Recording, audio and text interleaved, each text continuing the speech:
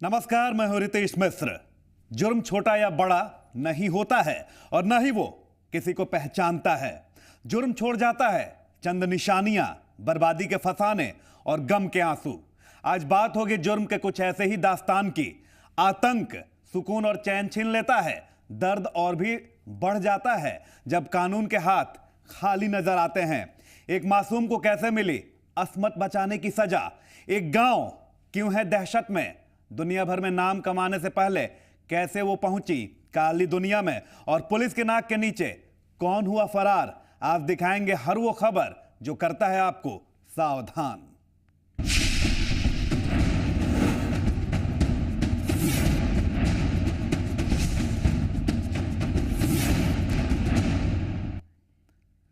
नक्सली लगातार चुनौती दे रहे हैं। जगहें बदल जाती हैं पर नक्सलियों के वारदात एक जैसे नजर आते हैं। खौफ का यह चेहरा जहानाबाद में ईंट भट्टे पर कहर बनकर टूटा। जरा आप भी देखिए कि क्या है पूरा मामला। जारी है नक्सलियों का कहर। जहानाबाद जिले में टूटा नक्सलियों का कहर। दर्जन भर की संख्या में मौजूद थे नक्सली।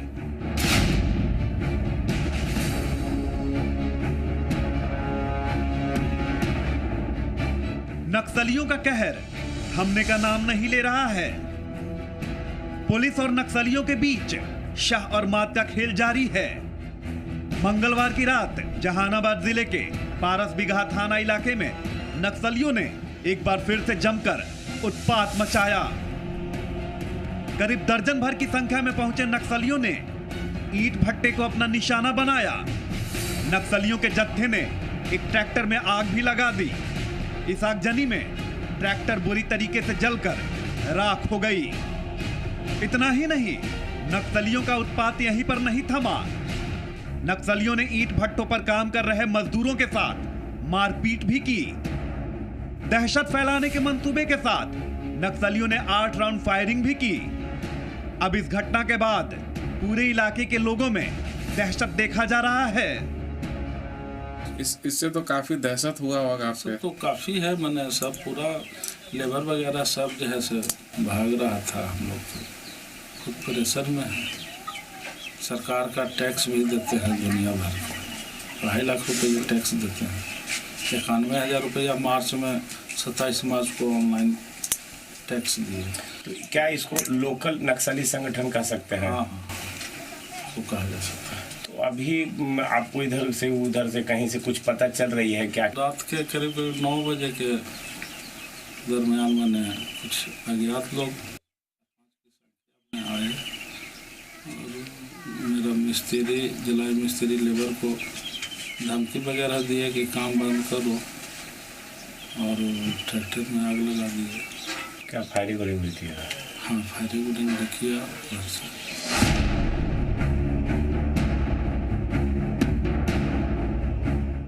इस घटना के बाद ईंट भट्टा के मालिक दहशत में आ गए हैं। बताया जा रहा है कि नक्सलियों ने पहले ईंट भट्टा मालिकों से लेवी की मांग की थी, लेकिन ईंट भट्टा मालिकों ने लेवी नहीं दी, जिसके बाद नक्सलियों ने यह कार्रवाई की।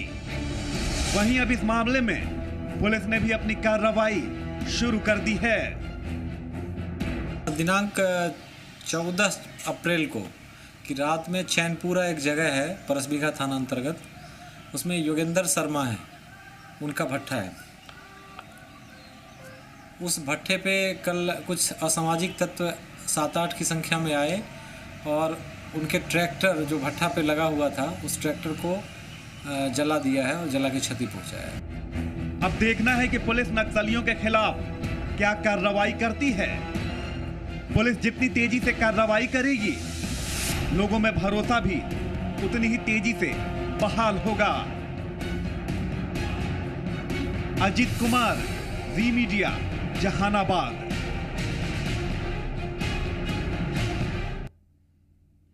उन चोरों ने लोगों की नाक में दम कर रखा था।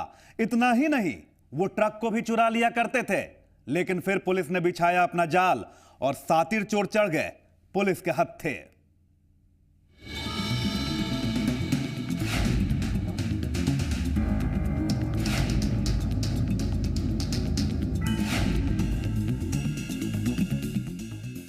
पुलिस की गिरफ्त में आए इन लोगों ने खौफ फैला रखा था। इन लोगों के कारनामे से चतरा के लोग परेशान थे। ये सफलता हासिल की है जिले की सदर थाने की पुलिस ने 6 शातिर चोरों को गिरफ्तार किया है।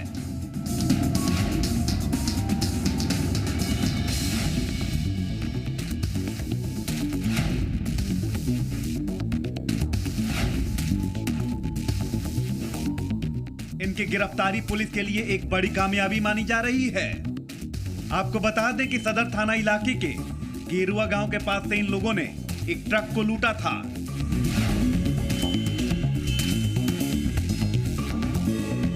पुलिस के पास बरामद हुए हथियारों का इस्तेमाल गाड़ियों को लूटने के लिए किया जाता था। इस गिरोह में शामिल अपराधियों ने बोलेरो गाड़ी की चोरी समेत कई और चोरी की घटनाओं को भी अंजाम दिया है। गिरफ्तार अपराधियों के पास से पुलिस ने लूटे गए ट्रक को भी बरामद किया है। ये लुटेरे जिस गाड़ी का इस्तेमाल लूट की वारदात को अंजाम देने में किया करते थे, उस गाड़ी को भी पुलिस ने बरामद किया है। वहीं गिरफ्तार सारे लुटेरे चतरा शहर के विभिन्न मोहल्लों के रहने वाले हैं। इनके पास से 3 धारदार हथियार, 2 मोबाइल फोन और नकद रुपए भी पुलिस ने बरामद किए हैं। रात में जो है छोटू यादव को गिरफ्तार किया गया, जो बोलेरो चालक है। उन्होंने अपनी इस कांड में संलिप्तता स्वीकार किया और उसके निशानदेही से ट्रक में प्रयुक्त बोलेरो को बरामद किया गया है और घटना में प्रयुक्त जो है 3 धारदार हंसली को भी बरामद किया गया है।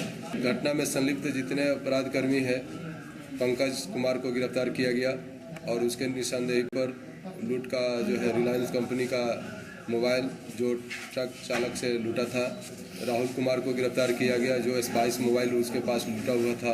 और शेष उपेंद्र कुमार साव, जितेंद्र कुमार चौधरी और छोटन कुमार चौधरी को गिरफ्तार किया गया। सभी ने अपने संलिप्तता स्वीकार किया है। इन लुटेरों की गिरफ्तारी के बाद अब लोग चैन की सांस ले सकेंगे, क्योंकि इनके आपराधिक वारदातों ने इलाके के लोगों में खौफ पैदा कर दिया था। पुलिस ने यह सफलता गुप्त सूचना के आधार पर की गई कार्रवाई में हासिल की है। अब उम्मीद है कि लोगों की गाड़ी लूटने की घटनाओं में कमी होगी। सूर्यकांत कमल, जी मीडिया, चतरा।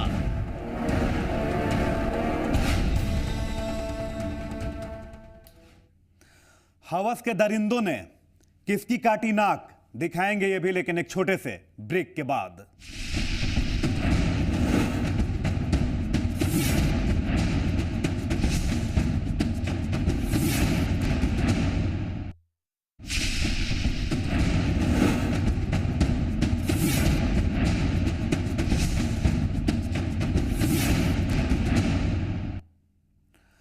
उसकी गलती बस इतनी थी कि उसने अपनी अस्मत बचाने की कोशिश की, दरिंदों के चंगुल से खुद को छुड़ाने की कोशिश की, पर जब हैवानों को उसने नाकाम कर दिया तो उसे मिली जिंदगी भर की सजा। दीवान में महिलाओं की सुरक्षा पर सवाल, अपराधी हुए बेलगाम, महिला से दुष्कर्म का प्रयास, विफल होने पर काटी नाक। सुशासन के राज में लगता है कि कभी आतंक का पर्याय माने जाने वाले सीवान में अपराधी एक बार फिर से बेलगाम होने लगे हैं। तभी तो अपराधी इतने निडर हो चुके हैं कि अब महिलाओं को घर से उठाना उनके लिए खेल बन चुका है। दरअसल पूरा मामला है सीवान जिले के बसंतपुर थाना इलाके का, जहां पर ख्वाजपुर गांव के एक घर में रात में अपराधी घुसकर एक महिला का अपहरण दुष्कर्म के नियत से कर लेते हैं। बाद में मामले की जानकारी स्थानीय थाने को मिलती है और पुलिस त्वरित कार्रवाई करते हुए एक अपराधी को गिरफ्तार कर लेती है। एक आदमी को गिरफ्तार किया गया है, अनुसंधान अभी चल रहा है। मामला जांच अभी चल रही है, जांच में आने के बाद ही स्पष्ट कुछ कहा जा सकता है। लेकिन हद तो तब हो जाती है जब अपराधी दुष्कर्म में विफल होने पर पीड़िता की नाक ही काट लेते हैं। रोजाना की तरह पीड़िता के घर वाले टीवी देख रहे होते हैं और पीड़िता अपने कमरे में सोने चली जाती है। लेकिन इतने में घर की चहारदीवारी कूदकर 4 अपराधी घर में प्रवेश कर लड़की को अगवा कर लेते हैं और फिर बुरी नीयत से खेत में ले जाते हैं।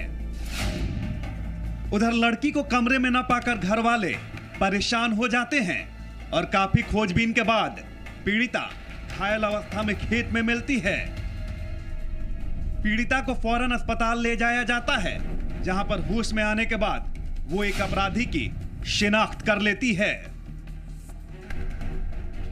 7 बजे शाम को एक नवेद था मेरे खाला घर, तो हम और मेरे अंकल और मेरी आंटी, ये मेरी आंटी की लड़की है, तो हम लोग निकल गए नवेद के लिए। और घर पे मेरे बहन और इसकी भी बहन और मेरे अब्बू, मेरे मम्मी, मेरी दादी सब लोग घड़ी पे थे। 11 बजे तक लगभग ये लोग फिल्म देखा है। फिल्म देखने के कारण कि ये जाके सो गई। अंगना ही पता है ना, अंगने में एक कोठरी था, उसी में जाके सो गई। और सोने के बाद आया लोग चहारदीवारी तरफ के, और तरफ के आने के बाद इसको मुँह दाब दिया। और दाबने के बाद फिर इसको दरवाज़ा तोड़ के पीछे की तरफ, खिड़की तरफ ले गया, पीछे घर से पीछे, और ले जाके ज़बरदस्ती जितना अपना ज़बरदस्ती किया। एक लड़का जिसमें से पहचानती है, नाम भी रखी है, उस लड़का का नाम नन्हे खान भी है, तो पहचानती है अच्छी तरह से, बताइए जानती है। लेकिन अब सवाल ये है कि क्या वाकई अपराधी इतने निडर हो चुके हैं या फिर कानून का खौफ कम हो चुका है कि अपराधी ऐसी घटनाओं को अंजाम देने से जरा भी नहीं हिचक रहे। आकाश कुमार, ज़ी मीडिया, सीवान। कोर्ट परिसर से वो फरार होने में कामयाब हो गया। उसी कोर्ट परिसर से जिसके चप्पे चप्पे पर रहता है पुलिस का पहरा, एक ऐसा अपराधी जिसने 6 साल के मासूम के साथ हैवानियत को अंजाम दिया, उसे पुलिस की नाकामी ने पहुंचा दिया है कानून के गिरफ्त से कोसों दूर। हाजीपुर में इंसानियत हुई शर्मसार। 6 साल की बच्ची को बनाया हवस का शिकार। आप हो जाएं सावधान। कोर्ट परिसर से फरार हुआ आरोपी। पुलिस की गाड़ी में बैठा ये युवक कोई आम आरोपी नहीं है। इस आरोपी पर गंभीर आरोप लगा है। आरोप भी कोई ऐसा वैसा नहीं, बल्कि आरोप लगा है बलात्कार का। बलात्कार 6 साल की बच्ची के साथ। पहचान लीजिए इस आरोपी को, क्योंकि एक सभ्य समाज के लिए एक बड़ा खतरा है ये। इस शख्स का नाम सोनू ठाकुर है। बुधवार के दिन इसने अपने ही पड़ोस में रहने वाली 6 साल की मासूम चचेरी बहन को अपने हवस का शिकार बना लिया। वो बच्ची अपने घर में खेल रही थी। मामले की जानकारी पुलिस को मिली और पुलिस ने त्वरित कार्रवाई करते हुए इस आरोपी को गिरफ्तार भी कर लिया। इसे गिरफ्तार तो पुलिस ने किया, लेकिन आपको थोड़ा सावधान होने की जरूरत है, क्योंकि ये वहशी दरिंदा पुलिस की आंख में धूल झोंक कर हो चुका है फरार। अब गौर से देखिए इस आरोपी को, क्योंकि आपकी एक पहल इसको पहुंचा सकती है सलाखों के पीछे।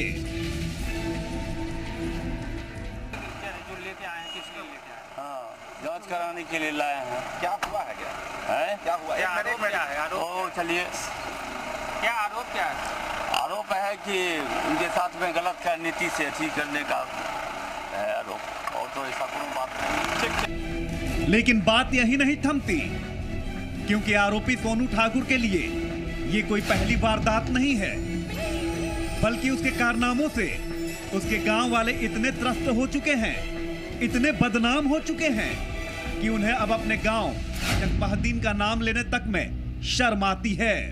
जब आप इसके कारनामे सुनेंगे तो चौंक जाएंगे, हैरान हो जाएंगे, क्योंकि सोनू न सिर्फ मासूम बच्चियों को अपना शिकार बनाता रहा है, बल्कि कई बेजुबान जानवर भी उसके हवस का शिकार बन चुके हैं। अब इसे मानसिक रोगी भी कहा जा सकता है, क्योंकि कोई भी सामान्य व्यक्ति ऐसे गुनाह नहीं कर सकता।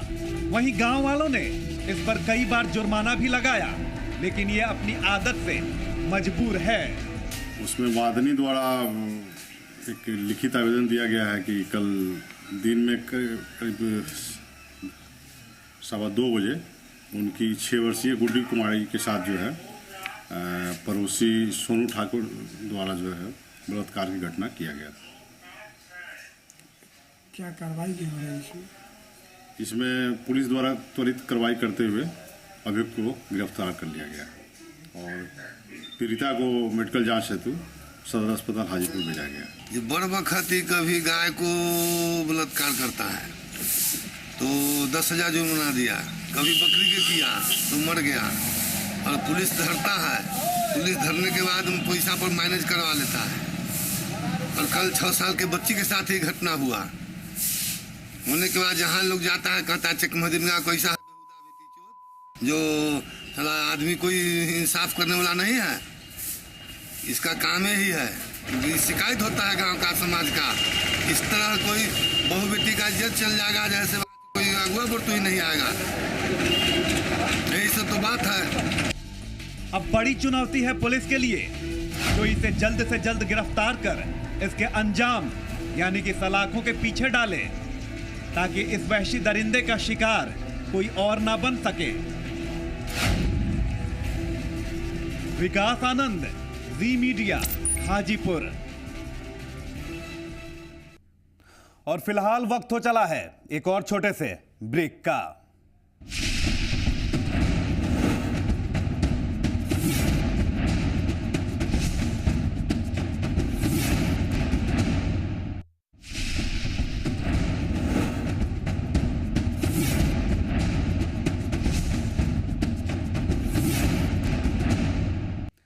अगर आपके घर की बच्चियां रुपहले पर्दे की दुनिया में करियर बनाना चाहती हैं तो फिर आप हो जाएं जरा सावधान, क्योंकि बिहार में एक ऐसा गिरोह काम कर रहा है जो फिल्म में काम देने के नाम पर लड़कियों का कर लेता है अपहरण।